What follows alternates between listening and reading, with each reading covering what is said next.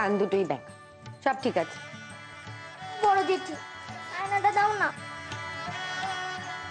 এনে।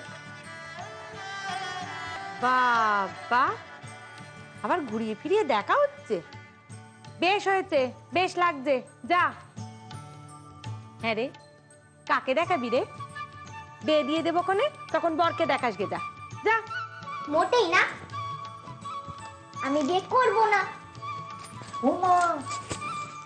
দেখলে, দেখো, যা, তোদের সবার হয়ে গেছে, যা নিচে যা, যা।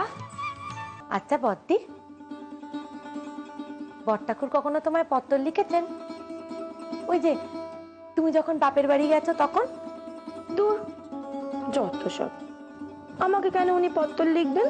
তা হ্যাঁ রে, ঠাকুরজিরা সব কোথায়? কোনো সারা শব্দ পাচ্ছি না। কোথায় আবার? নিচের ঘরে, তা বনে বনে গপ্প হচ্ছে। সারাদিন পটের বিবিটি হয়ে এমন ভাবে ঘুরে বেড়াবেন, বয়সটা তো দেখে বোঝবার জো নেই। সেই বিয়ে হওয়ার সময় যেমনটি দেখেছিল, এখনো ঠিক তেমনটি। দেখো না, আসবার সময় উনি এক গাদা খাম হাতে ধরিয়ে দিলে, বললে হপ্তায় একখানা করে চিঠি লিখতেই হবে।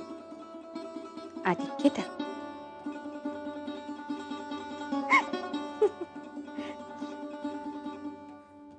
ও মেজদি, কোথায় যাচ্ছ গো? এগুলো রেখে আসে। বাবা, এত তারা কিসের রে? বড্ড খাওয়া হয়ে গেল রে মুক্ত, এই জন্য আমার দম বন্ধ হয়ে আসছে রে। শুধু কি খেয়ে দম বন্ধ হয়ে আসছে? এসে থেকে তো শুরির বাড়ির এই, শুরির বাড়ির ওই, শুনে শুনে তো মাসিমার একটা রে। শুরির কথা যদি বলিস, আবার শুরু করে। যা ঘুমট করেছে, মনে হয় বৃষ্টি আসবে। সেজবো, কাপড়গুলো তুলে দিই।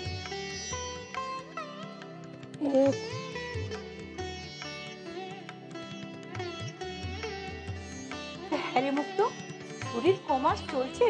এই তো 4 মাসে বললো। এমন এমন দেখো, তুমি আমাকেও গোপন করেছি। সে লজ্জা পেয়েছে। এই যে কথা আছে না, লক্ষ্মীর ঘরে ষষ্ঠীর কৃপা কম, এ হলো ডাকের বচন। তার সাক্ষী হলো আমাদের শুরি। এদের বাড়িটা একেবারে সাহেবী কায়দায় সাজানো, কোচ, কেদারা, টেবিল, আরশি। আমাদের শুরি তো মেম সাহেবের মতো জুতো মোজা পরে ঘুরে বেড়ায়। পুরুষ মানুষ স্ত্রীর কথায় উঠবোস করছে, স্ত্রী চোখ রাঙালে সে চোখে অন্ধকার দেখছে। কেন? শুনে বুঝি তোমার গা জ্বালা করে উঠলো? কেন গা জ্বালা করছি তাকে আমি বুঝি নে? হিংসে হিংসে। মেয়ে আশা স্তক মুখখানা যেমন হারি করে ঘুরে বেড়াচ্ছ, আমি কি কিছু বুঝি না ভেবেছ? আর তোমরা এবার স্বামীদের ভারাক্রান্ত করতে কি বাকি রেখেছ? আসলে গিফট দিয়ে তো তাদের নাচাচ্ছ। আর কথা বলো কোন মুখে শুনি? তবে এসব মেম সাহেবই আপনার চোখে ভালো থাকে শুনে আশ্চর্য হলুম, তাই বললুম। দেখলি দেখলি হেমা, কি আগুনের মালসা নিয়ে ঘর করছি।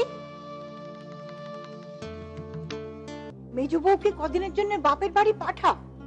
আচ্ছা, মেয়ে জামাই চলে যাক না, তারপরেই পাঠাবি।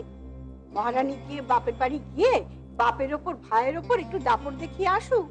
দেখি না ওর ভাইয়ের বউ কত তোয়াজ করে আর কত সহ্য করে। তুইও তো একটু হাত ছেড়ে বাঁচবি।